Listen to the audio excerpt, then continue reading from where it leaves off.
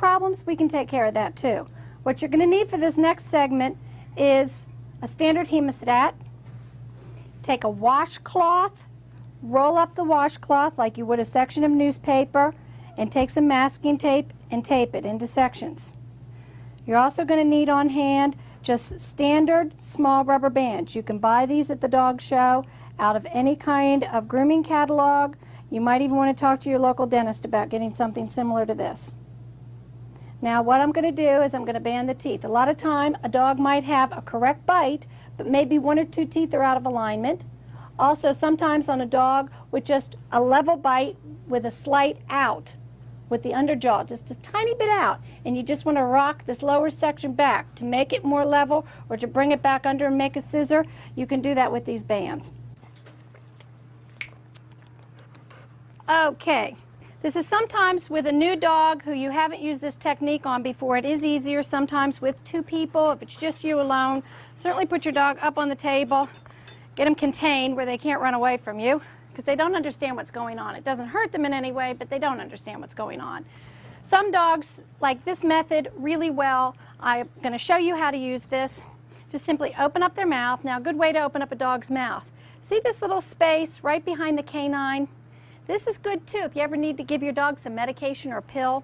Simply slide your thumb in between that canine and the next tooth. There's a soft area right in there.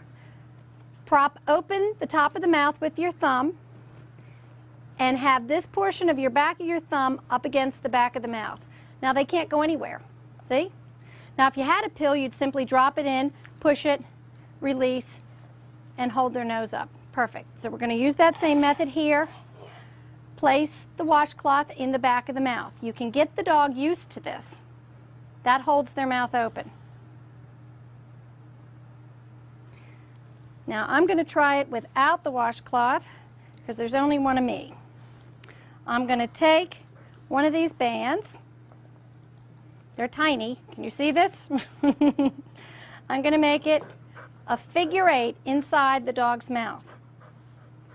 We're going to loop this over the two canines like I have it here on my fingers.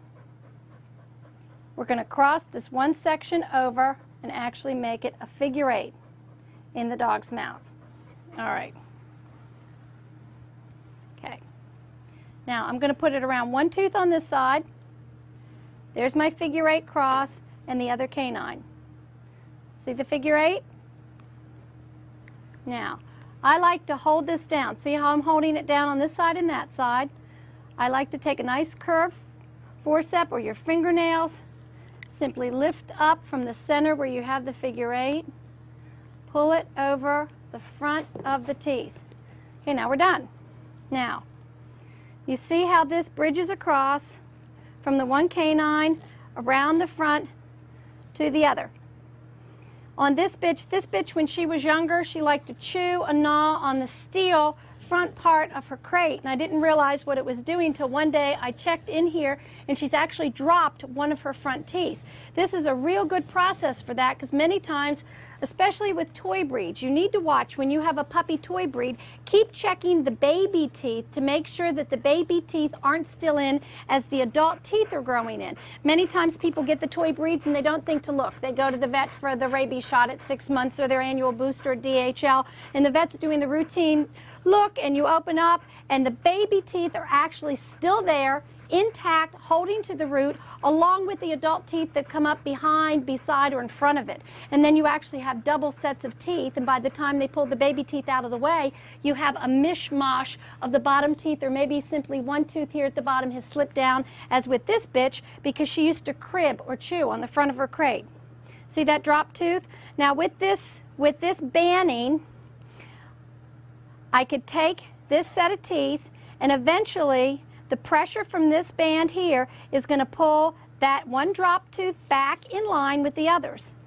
If you notice from the side, this bitch has what's called a scissor bite. A level bite, if you look, a level bite is when the bottom jaw and the top jaw are even.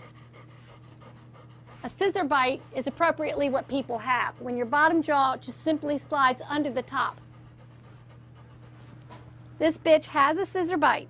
You can see it here on the side. However, because she's cribbed and chewed, this front section, this tooth here, this tooth is slanted and this tooth is dropped forward. So looking at this dog's mouth, you'd go, well, what is this? Now, if you look from the side, you can see that, yes, that's a nice scissor bite, but she's got this problem here in the front. A lot of times you'll have a dog with a level bite. It's genetically level with the jaws matching top and bottom.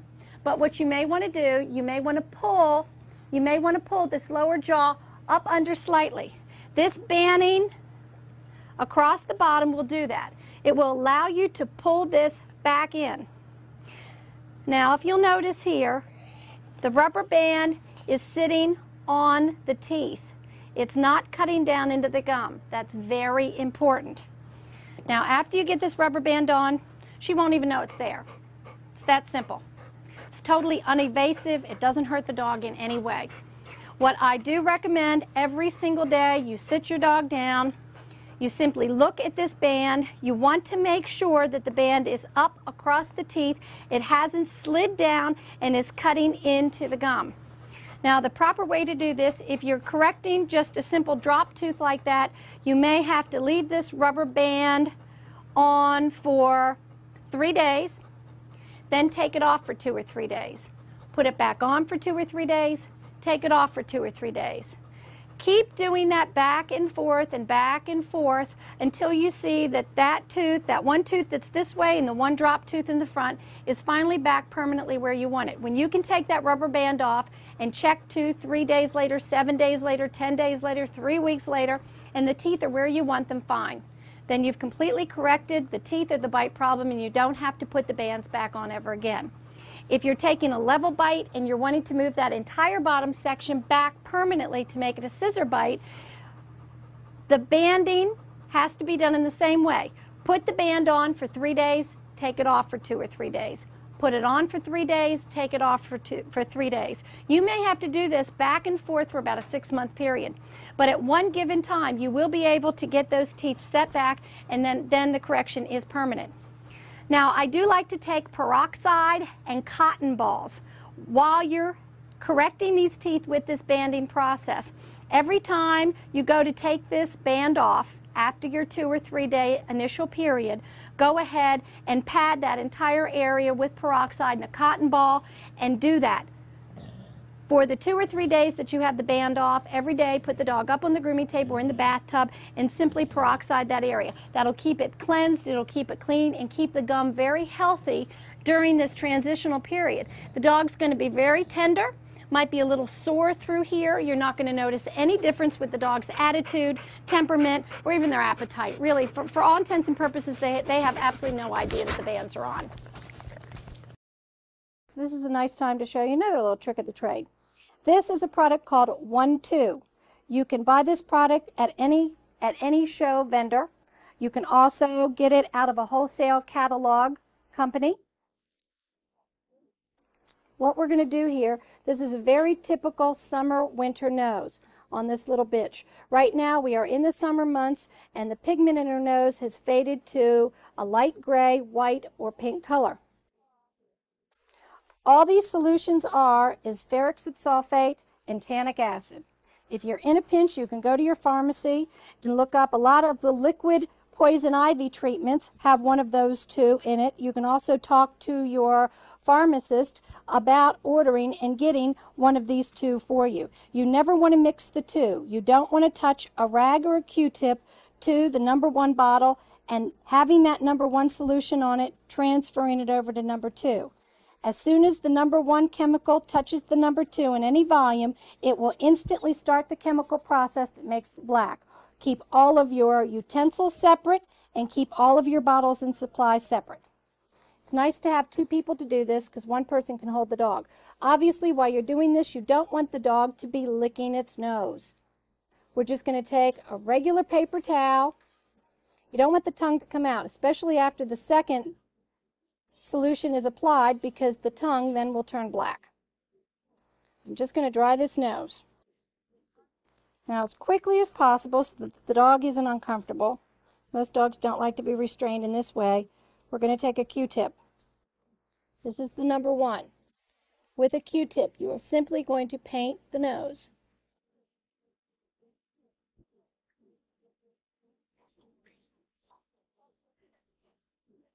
I'm going to lay that separate. You want to blow this. I'm going to blow on this nose and get that #1 solution dry with a separate Q-tip. I'm going to take clear bottle mark 2. We're going to go over the surface of the nose and paint that. You obviously don't want to get it on the hair.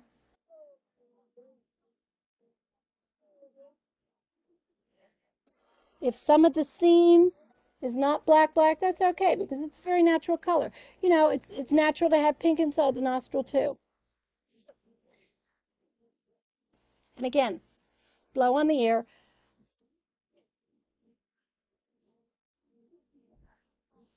I've seen some people take cornstarch or powder and then powder the nose afterwards. I've never felt that was necessary. After it's dry, you may want to just dab it slightly with the towel. You can see now it's pretty dry to where it's not even coming off on the towel. I just recently heard about a new product that's in a tube that you flip both directions, and it's called the Nose Nose. And that would be the same thing. It's ferric subsulfate on one side and tannic acid on the other. This does not hurt the dog. It does not hurt the skin. If you color the nose in this way, this will normally hold color on the nose for 3 or 4 days, sometimes longer. It doesn't hurt or harm the dog in any way. Just want to make sure that it's completely dry before they start licking it with their tongue. It's pretty dry.